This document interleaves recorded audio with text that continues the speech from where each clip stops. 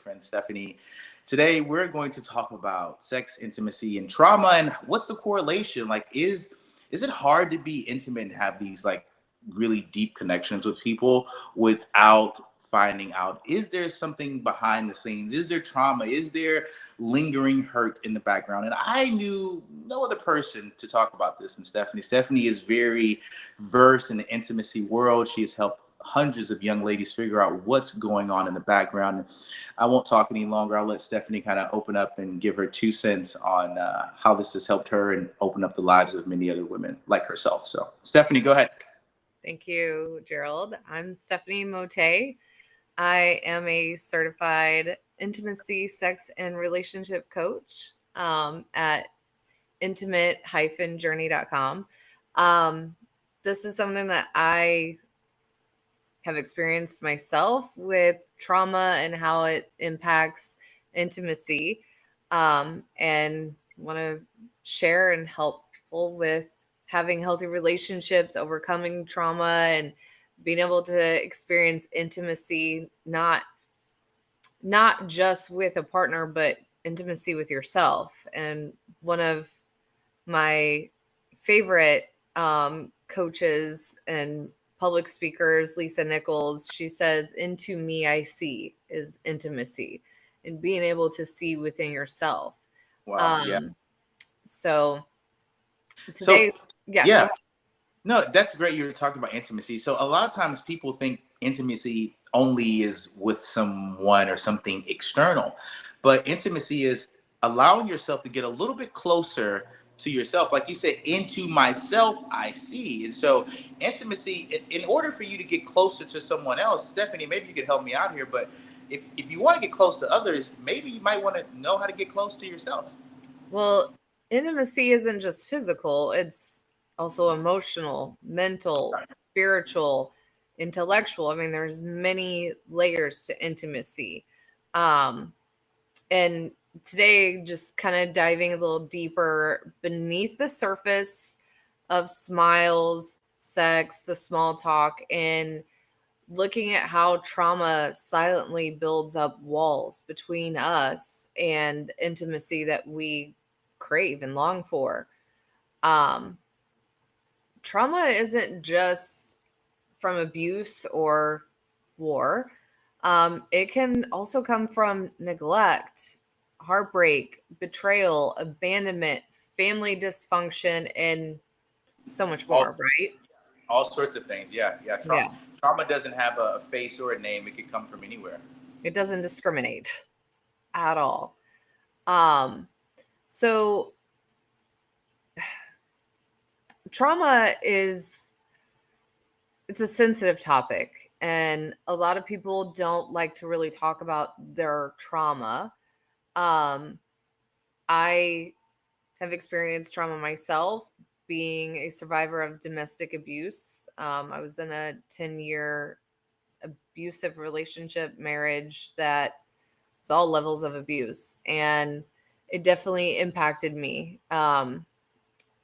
One of the things that I definitely recommend to anyone that has experienced trauma is EMDR, trauma therapy, because it's so important to go through the healing process. We may not be the reason, you know, for our trauma, but it is our responsibility to heal and not take our trauma responses and the trauma bonding and everything that happened to us and put that on to our partners, our friends, our family So you members. It is our responsibility to do the work to heal, even though so we you're didn't saying cause the trauma. so It you're is saying our that, and I don't mean to cut you off here, but I want to make sure that the viewers get this. So you're saying that if you have trauma, sexual assault, abuse, neglect, if you haven't went to therapy or gotten one-on-one coaching with a coach, if you haven't unpacked that, are you saying that you could take that trauma, that danger mindset into your next intimate relationship? Are you saying that that's possible? absolutely. And a lot of times it's subconsciously. Like, obviously, most people aren't like going into a relationship to be like, I'm going to be abusive, I'm going to be toxic. But subconsciously your reactions are trauma reactive, and you haven't gone through the healing process. So something that your partner may say or do, even though it was very innocent and simple to you, it's a trigger. And so your response is trauma responsive. And so Wow. you So stay there bring for a that in. second. Yeah, So you're saying that unresolved traumatic issues can come up later as a trigger. And not only absolutely. is it a trigger, but then it recreates that traumatic moment inside of that relationship or that moment as if he or she was the one who did it. So you're punishing that person, not realizing they're only poking at what you have that's unresolved. So is it safe to say, Stephanie, that triggers are traumas that haven't been healed? Yes. Yeah, triggers are something to pay attention to and be aware of, because those show you where healing still needs to be worked on. Um, but you know, trauma is an emotional like residue, so to speak, of deeply distressing I experiences that love that we had. word. I love that word, by the way. It's a residue. And trauma also rewires our nervous system, and it makes feeling safe, which is something that when we're born, we don't feel fear. We feel safe when we're first born, and feeling unsafe is something that we learn through our environment, whether it's our parents, our schools, um, being at a friend's house that might not be safe. That's where we start to learn feeling unsafe.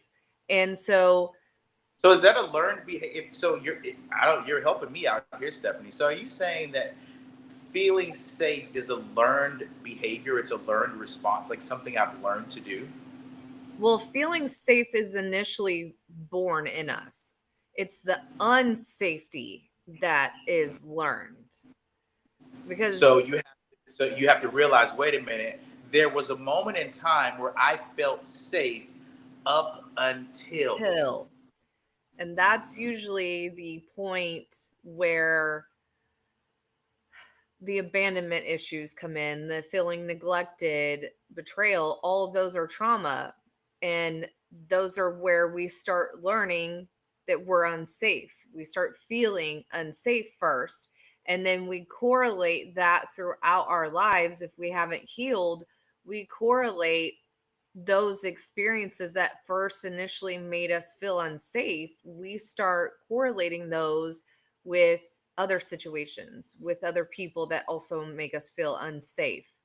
Um, and then it takes us into fight, flight, freeze, or fawn responses, right? Um, fight might be we're pushing partners away from us. Flight is Okay. avoiding conflict, avoiding deep conversations. Freeze, we're shutting down emotionally, not being emotionally available to our partner. Fawning Oh, I is like that right people there. pleasing Right. to avoid abandonment. I did not know when I was on my journey to self discovery and self healing. When I would want to leave the surface and get to know the person and go a little bit deeper, they don't want to go. I would immediately, and I'm talking about with women, I would immediately get shut down as if, whoa, whoa, whoa, whoa. Like, what are you doing? And I'm like, I'm just trying to talk, get to know you. It's just like, but Mhm. why are you asking me that? As if I was like, can I have your social security number and your mom's kidney? Like, you swear to God, that's what I asked for. It's just like, I just asked how you grew up as a kid, like, or what was your favorite thing as a child, or and not knowing me, just probing that that's a sensitive subject that's off guard because I've got trauma in there. How dare you try to get to know me? And you're experiencing there a bit of flight and freeze because they're wanting to avoid the deep conversation, avoid you getting to know them on a deeper level, but at the same time they're also shutting down emotionally. So there Wow. can be a combination of fight, flight, freeze, and fawn too. It's not just one or the other. It could be a combination of those responses as well, because something in them is saying this isn't safe, or like muscle memory in our brains, right? The last time that they were vulnerable with someone, that person used the information that they shared about their trauma against them in an abusive way. So muscle memory tells them, Wow. hold on, don't share anything about your trauma, don't share anything about your childhood and how you grew up, because the last person you did that with used it to abuse you. Right? So that is also like a trigger that shows that they haven't healed from that, and an area for them to work on. And kind of Right. talking about vulnerability, right?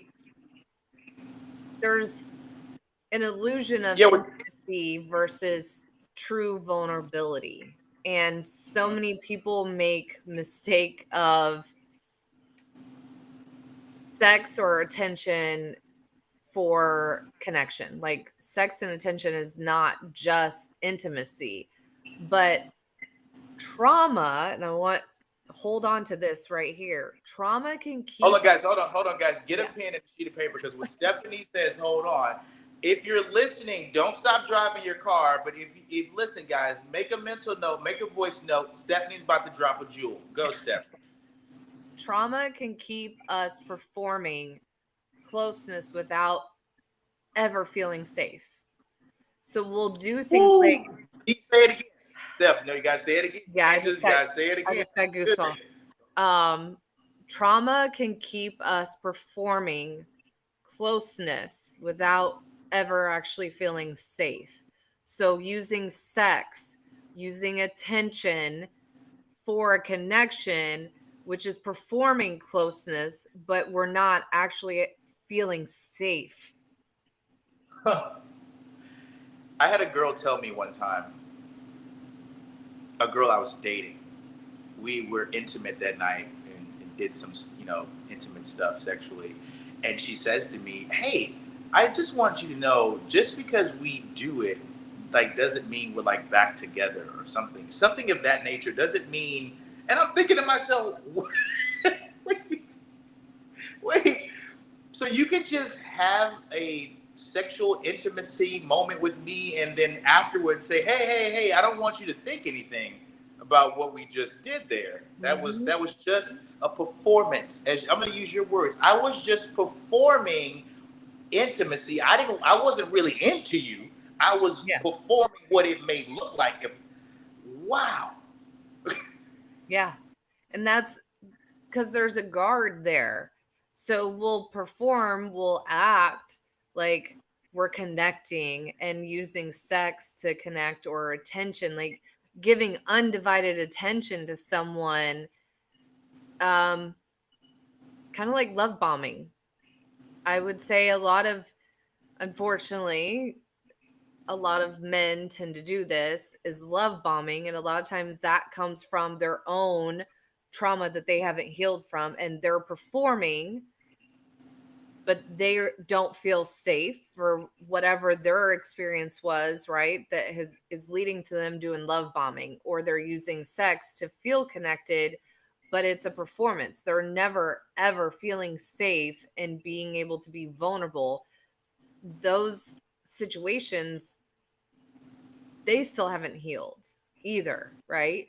So And trauma really affects intimacy on so many different layers inside of intimacy. yeah, Like, you can't even get to the highest level of intimacy until you break through the barriers of the trauma. And it's not just the initial trauma, it's what you hide behind because there's trauma. It's what you refuse to disclose because of the trauma. It's how you won't open up because of the trauma. yes. It's like Because intimacy of intimacy, a lot like of intimacy. times Yeah.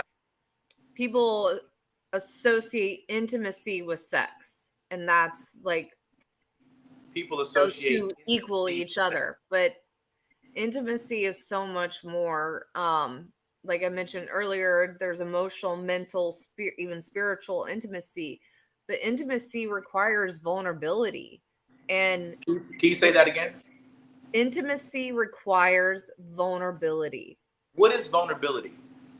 Vulnerability is being able to be open and be raw with someone. Like you're really you're taking the mask off and showing them your real, authentic, raw person that you are. Like the unfiltered version. 100%. And trauma, though, teaches us that vulnerability equals danger. So if we haven't healed, say that again, Steph, for the people in the back. Trauma teaches us that vulnerability equals danger. So if we haven't healed from the trauma, we're going to equate vulnerability to danger, and that keeps us from being intimate. So not being vulnerable prevents you from being intimate with people and getting to know them and letting them get to know you on a deeper level. So if people want to know why they can't connect deeply with people, if people want to know why don't I have lasting relationships intimately with my friends, intimately with my partners, my family, it's because I don't feel safe enough to be transparent and let people in because I haven't healed the trauma. Yes. So I'm going to drop another nugget here. All right, guys, get ready. She's going in. Hiroshima. If your body has never known safety, your heart can't and won't recognize love when it actually shows up. Ooh. Can you say that again, Stephanie, for the people on the other side of the room? They catch that. Guys, she's got, again, write this down if you have a pen and voice note it, Stephanie. Tell us one more time. If what? If your body has never known safety, your heart, it can't and it won't recognize love when it actually shows up. So it's so important to go through therapy, to do EMDR trauma therapy, to work with a life coach, to do journaling, to do shadow working, to do different works that are going to help free you from the trauma so that you can recognize and welcome love into your life. So that's what therapy, one-on-one coaching does. It kind of shines the light in those dark places so you can see, wait a minute, I didn't see that back there. I think that's my childhood resentment to my father. I think that's when my dad left me. But it's been back there the whole time. Yeah, I know. And so the coach basically calls everything forward for you to now take it out of the back of the mind, put it in the front of the mind and say, wait a minute, this is what's been whispering in my ear. You're not good enough. You remember when your dad left you? Wow. So I got some questions for the people in the audience. Okay. So have you experienced ghosting, emotional numbness? Put it in the comments. In the comments, guys. Let us know. If you have, that is part of avoidance, and that is a common pattern to block intimacy due to trauma. If you have experienced hypersexuality, controlling behavior, codependence, and this is something that I personally have experienced. I definitely have been in codependent relationships in the past. Controlling behavior in that I wanted to control my environment. I wanted to control the people that were in my environment because that made me feel safe. And there was a hypersexuality, and that is overcompensation, which is another common pattern that blocks intimacy due to trauma. If you've experienced assuming, betrayal, needing that constant reassurance, extreme jealousy, that is part of distrust, which is another common pattern that blocks intimacy due to trauma. And then, do you think that people in order. I mean to cut you off there because you said trust. Because the topic of this of the podcast, and I want to make sure I say this right, is how does trauma prevent intimacy? Do you think not being able to trust someone fully prevents you from getting to know them on an intimate level? Like this, you don't know this person, they don't know you, but you come into this relationship not trusting them just immediately. Do you think it's hard to build any type of level of intimacy with people when you start off distrusting them? No, you can't be intimate because you already have that wall up of distrust. And if now there's kind of a caveat to that, right? Because I feel like trust should be earned, but at the same time, I go in trusting, and then I trust that people are going to show me who they are. And I have to believe who they show me that they are, right? And so I do go in trusting, and I think it's important to do that, and at the same time allowing them to also earn trust, to build the trust into a stronger form of trust.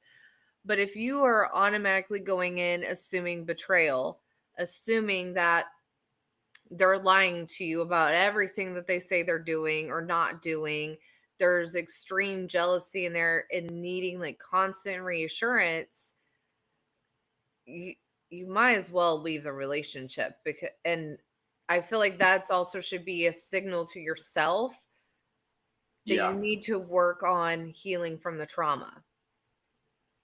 I agree. I look at it a little similar to what you said. I will give you my trust initially. Before I was like you, it was actually the opposite. I'd make you earn it. Now I'll give you my trust, but if you find yourself, if I find myself distrusting you, then you've got to earn it back. So I'm going to give you my trust freely initially. Why? Because you've never done anything to me to make me distrust you. So me just coming in saying, I don't trust you, well, based on what? I can't, it's unfair. So I'll give you my trust 100%. But if you screw me over, you're going to have to earn it back. Like, yeah. So I do just invite anyone that is on and listening or watches this back, I invite you to just kind of take a moment and self-reflect, right? Do you find yourself in avoidance with the ghosting, emotional numbness, pushing love away? Do you find yourself overcompensating with hypersexuality, controlling behavior, codependency? Do you find yourself assuming betrayal automatically, jealousy, needing constant reassurance? Are you being present physically but not mentally and emotionally present? So there's an emotional What is that like? Emotional you just said that detachment. You're there, you're physically sitting on the couch, you're physically at a restaurant on a date, but you aren't mentally or emotionally there. You're not active listening, you're not being present in understanding what they're saying or sharing with you. You're not sharing, you're just yeah, you're just going through like the emotions. You're emotionally detached. And if you take a moment and just kind of do some self-reflection and notice that any of those are coming up with you in your dating world or even with friends and family, notice that that is part of trauma. Those are responses and common patterns that are going to block intimacy for you, and it's due to trauma. So you definitely, I would recommend getting into therapy or coaching to work through that. Now, there's a common phrase that comes up all the time around trauma, and that's trauma bonding. Who's experienced trauma bonding?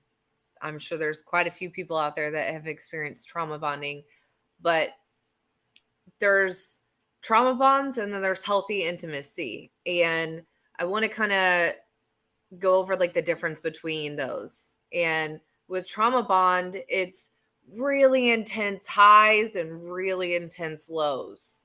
It's also fueled by fear and validation seeking, that constant reassurance again.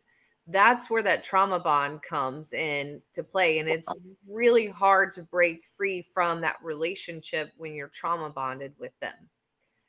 Versus, I yeah. I wanted because I know someone in my family right now who has a trauma bonding relationship, and it's like they don't see that the only thing that they hold on to was everything that that person had done in their traumatic moment. So no matter what they do over here, you always go back to, but they were there for me. They was this. And it's like, but what, how does that excuse all of the mistreatment on the other side? Like, and that is trauma bonding. Yes. Someone does something really messed up, or they were there for me at a very bad time, and now they just have the key to destroy my life. And then I have to forgive them, because remember, we bonded when you were over here, so you can't let me go because I was that person for you. And it's just like, just because, what did I tell that person? Just because you like them doesn't mean that they're good for you. But just because you want to be with them, it doesn't mean that. Yeah. And there's, cycles of abuse, especially if it's an abusive relationship. There's a cycle of abuse, and that honeymoon stage and the cycle of abuse, that's where gifts are given and the apologies and the promises of I'm going to be better and I'm going to do this and I'm going to do that.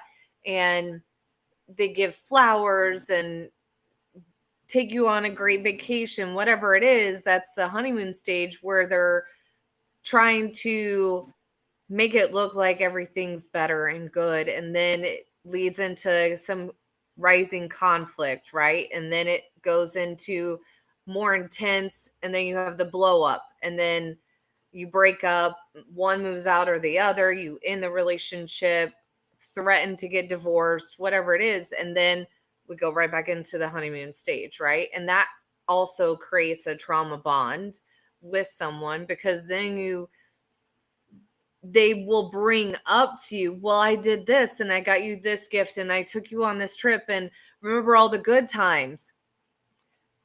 Yeah, all the great times are great, but the bad times are bad as well. And Definitely, why I feel like you're talking to me specifically, but we'll keep going.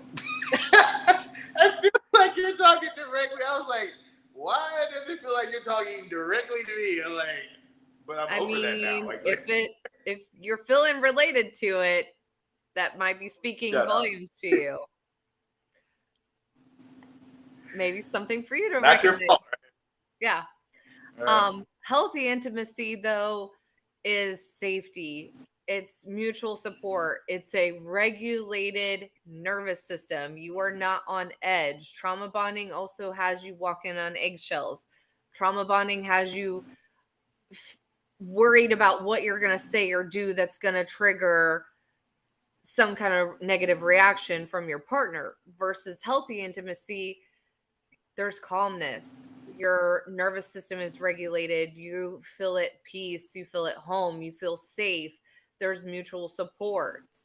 So there's a huge difference there. And a lot of times in trauma bond,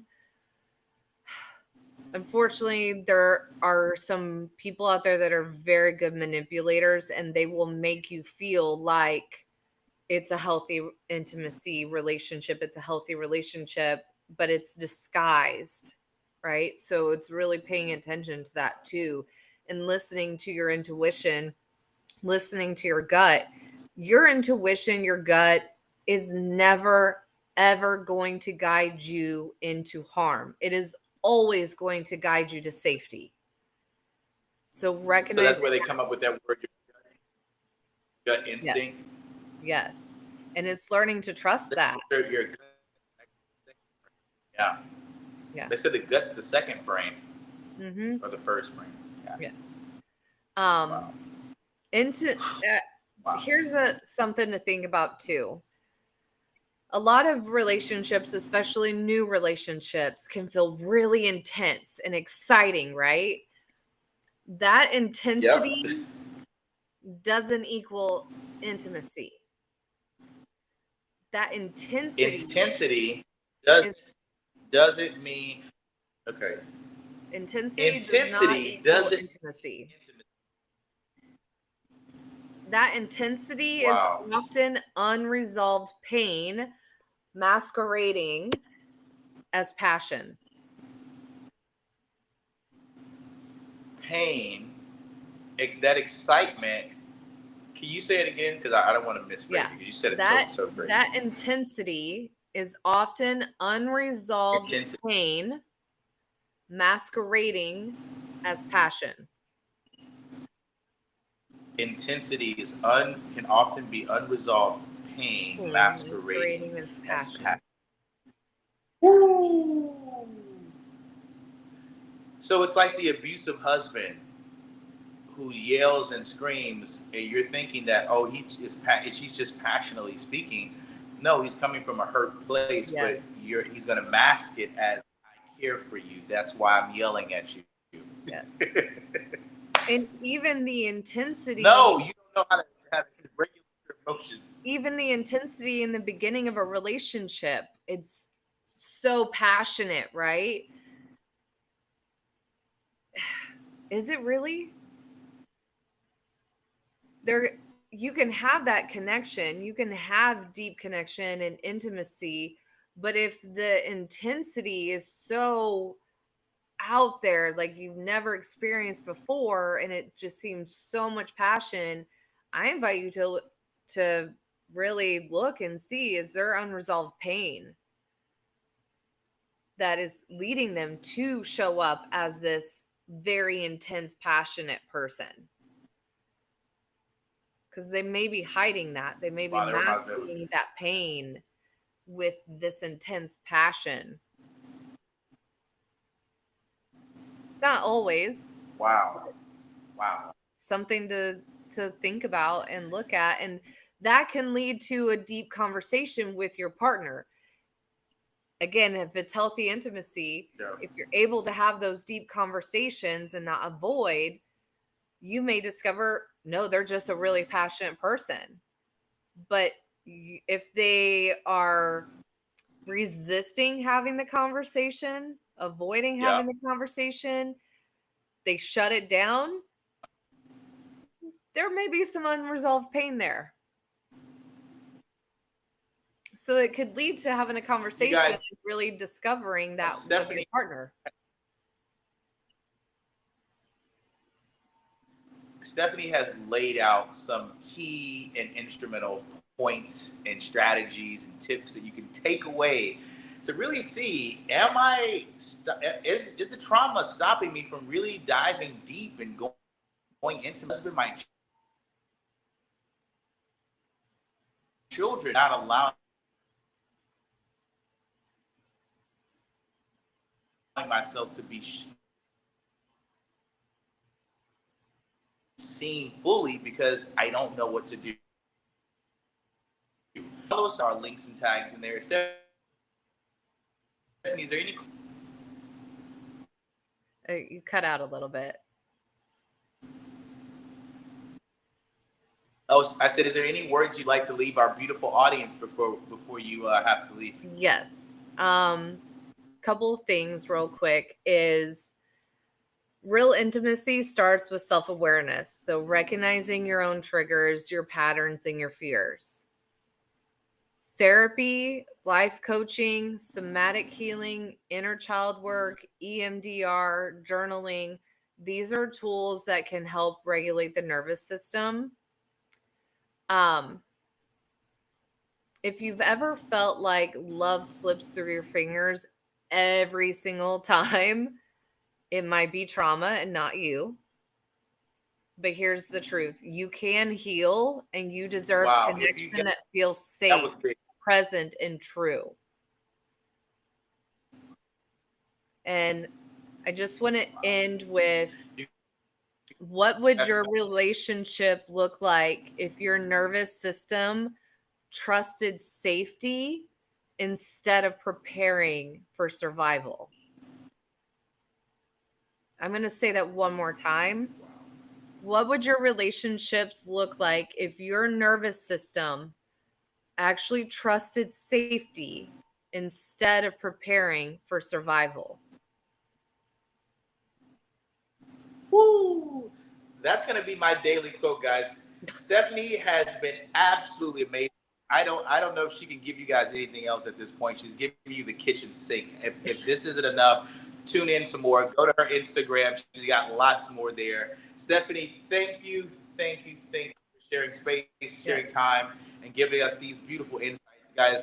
Trauma might be standing in the way of your intimate relationships with everyone you know. Do not let trauma stand in your way. Make sure you subscribe. Spotify, Apple, YouTube. We love you guys. See you on the next episode. And this has been another one from Fearless Conversations. We'll see you guys soon.